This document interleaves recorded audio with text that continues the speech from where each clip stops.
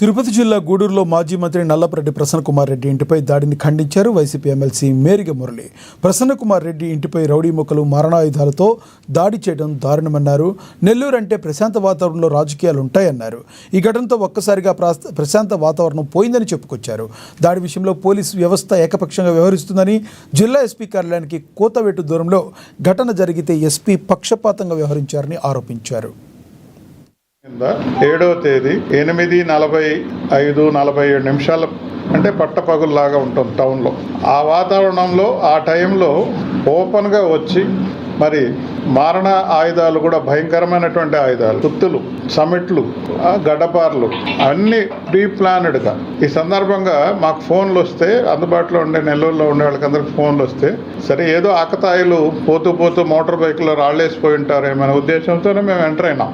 కానీ ఆ ఇంటికి వెళ్ళిన తర్వాత చూస్తే నిజంగా ప్రజాస్వామ్యం అందరూ చూడాలనేది నా మనవి. నేను అనేక ప్రెస్ మీట్లో కూడా మాట్లాడాను. చెప్పడం కంటే కూడా అక్కడ వాతావరణం ప్రజాస్వామ్య శ్రేయోభిలాషులందరికీ, మేధావులకి, తటస్థులకి